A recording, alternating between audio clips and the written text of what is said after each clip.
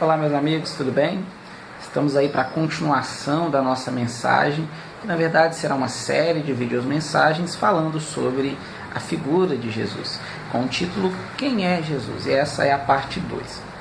Para início, eu queria que vocês abrissem a sua Bíblia, quem tiver uma Bíblia cristã, ou quem quiser pode acompanhar aí, que vai aparecer para vocês na tela dessa videomensagem agora, esse texto que nós iremos ler, que é o texto do Evangelho segundo João, a partir do capítulo 1. O mesmo texto que nós lemos no final da videomensagem anterior. Nós vamos começar a meditação, o estudo dessa mensagem sobre Jesus, sobre o olhar nesse texto. E diz assim, lá no versículo 1 do capítulo 1: No princípio era o Verbo, e o Verbo estava com Deus, e o Verbo era Deus. Versículo 2: Ele estava no princípio com Deus. Todas as coisas foram feitas por intermédio dele, e sem ele nada do que foi feito se fez. A vida estava nele, e a vida era a luz dos homens. A luz resplandece nas trevas, e as trevas não prevaleceram contra ela. Bem, olhem só, aqui existem algumas palavras importantes que nós precisamos destacar. Primeiro, o primeiro entendimento que eu quero chamar a atenção de vocês.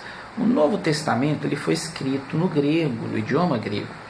Então, muitas palavras no grego elas são bem diferentes de palavras no português. Exemplo, a palavra verbo. A palavra verbo no grego significa logos. Logos é um termo que tem um significado de palavra, ou de verbo, ou de ação. Quando nós falamos sobre verbo, o verbo, dentro desse texto, dentro desse versículo, o significado seria que no princípio era a ação imediata, e a ação imediata estava com Deus, ou seja, Cristo é quem se movia no princípio. Cristo é Deus, Jesus é Deus. Um dos grandes mistérios da crença no cristianismo se baseia justamente nisso: crer que Jesus é Deus, que Deus é Deus e que o Espírito Santo é Deus. E em outras videomensagens nós iremos falar um pouco sobre isso, mas nessa videomensagem eu queria que vocês pensassem comigo o seguinte: se nós formos no livro de Gênesis, no capítulo 1, no versículo 1, nós vamos encontrar o seguinte trecho: No princípio criou Deus os céus e a terra. E já pararam para pensar que esse no princípio de 1 João e do Evangelho segundo João e no capítulo 1 e esse no princípio do capítulo 1 de Gênesis são análogos, são semelhantes, são similares? Pois bem, o que João faz aqui na verdade é um paralelo. O que João quer dizer com isso? Olha, Jesus é Deus, Jesus é o mesmo que Moisés, porque Moisés é considerado como o escritor dos 5 primeiros livros da Bíblia, dentre eles o livro de Gênesis. Moisés é aquele, Jesus é aquele a quem Moisés falou. Jesus é o eu sou, tanto que no mesmo livro, no mesmo Evangelho segundo João, vai ter um certo momento, depois eu vou colocar para vocês, vai surgir aí na tela para vocês esses trechos, esses versículos sobre essa conversa de Jesus com os fariseus, e os fariseus vão questionar Jesus e falar sobre Abraão, colocar Abraão como maior do que o próprio Jesus, expor como se Jesus não tivesse valor, significado algum, e Jesus vai dizer para eles: antes que Abraão existisse, eu sou. Esse eu sou é a mesma palavra, é o mesmo termo que Deus usou com Moisés lá em Êxodo 3, a partir do capítulo 3, a partir do versículo 14, e também vai aparecer para vocês aí na tela. Quando Jesus ele fala isso, ele quer dizer o seguinte: olha, o eu sou que foi declarado lá em Êxodo, em outros momentos, em outras partes registrado na Bíblia, sou eu. Eu sou o que sou. E aqui no Evangelho segundo João é interessante porque nós podemos acompanhar. Se vocês lerem lá no capítulo 2, eu não vou ler, mas vou deixar para vocês a referência. Lá no capítulo 2 desse mesmo Evangelho segundo João, vai registrar sobre as bodas em Canaã da Galileia. As bodas em Canaã da Galileia foi um momento onde Jesus transformou a água em vinho. Eu já escutei até um bispo aí famoso no Brasil, que ele dizendo que aquele milagre é um milagre sem sentido. Foi um milagre que Jesus fez que não tinha significado nenhum. Isso é um perigo, isso é um risco muito grande, que é a mesma coisa de dizer que o que Jesus fez não tem propósito. Então Jesus estava perdendo tempo. Então Jesus, já que ele fez algo sem propósito, já que ele fez um milagre insignificante, ele diz que seria mais proveitoso e mais justo que Jesus mudasse a vida das pessoas, inclusive das pessoas que estavam assistindo aquele culto que ele estava ministrando. Isso é uma heresia de um tamanho sem fim. Porque quando Jesus transforma a água em vinho, ele está mostrando que ele é Deus.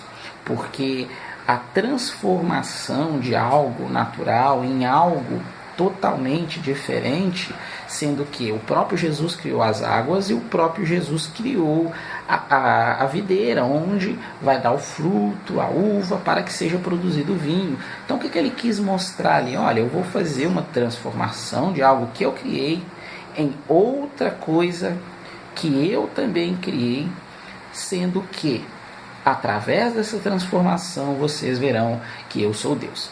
Isso que Jesus estava demonstrando. Era isso que Jesus veio chamar a atenção nesse primeiro milagre.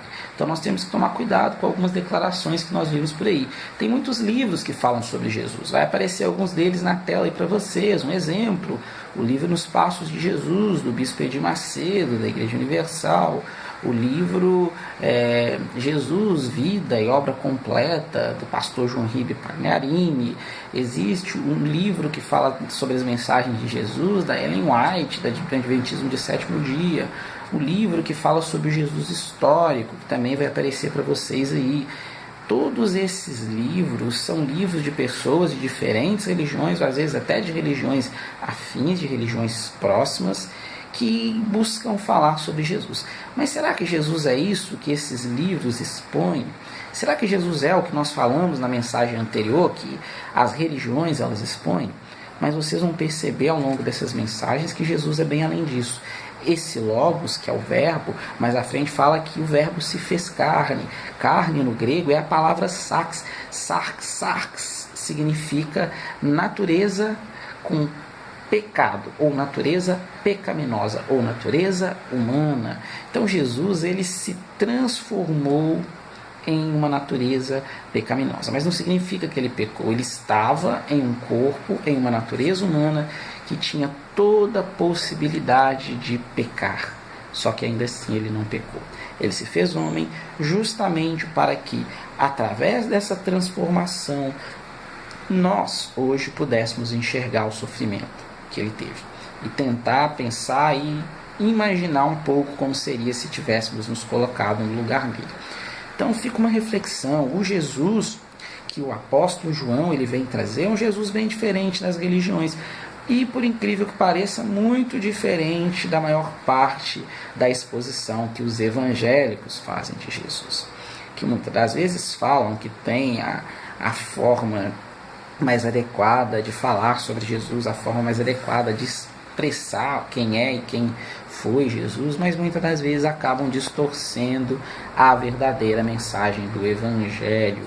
Então, meu amigo, minha amiga, é importante você pensar, é importante você refletir. Lá em Hebreus, vai aparecer o texto para vocês aqui aí na tela agora, em Hebreus, no capítulo 13, no versículo 8, o escritor da carta aos Hebreus vai dizer que Jesus ele é o mesmo ontem, hoje e o será eternamente.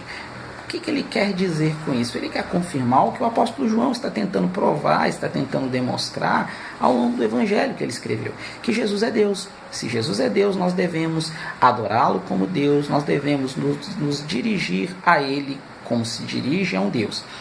Deus, o nome de Deus, isso é um dos mandamentos, ele jamais deveria ser tomado em vão. E o que nós mais vemos são pessoas dizendo que Jesus ele vai ter que fazer, que Jesus ele vai ter que curar, que Jesus ele vai ter que honrar, que Jesus ele vai ter que prosperar. Será que ele é obrigado mesmo a fazer isso? Ele é obrigado porque eu fiz várias coisas. Aí os profetas, porque tanto o profeta Isaías ao longo do seu livro, quanto o profeta Jeremias, muitas das vezes eles vão dizer, eles vão expor quem que é o homem. Quem que é o homem? Para que o homem venha cobrar de Deus algo. Davi, em um dos seus salmos, ele vai dizer, que sou eu, Senhor. O que sou eu? Quem é o homem para que dele o Senhor se lembre? E muitas pessoas hoje têm a audácia de se dirigir a Jesus cobrando dele obrigações. E Jesus não é obrigado a fazer absolutamente nada por você. Quando ele faz, é misericórdia. Quando ele não faz, é porque ele não deveria fazer. Então tome muito cuidado com isso. Nas próximas videomensagens nós vamos falar um pouco sobre isso, abordar quem é Jesus biblicamente e um pouco sobre quem não é Jesus. E vocês vão entender melhor isso que nós estamos abordando. Que o amor de Deus e que a graça abundante do nosso Pai, do nosso Senhor Jesus, alcance o coração de cada um de vocês. Valeu!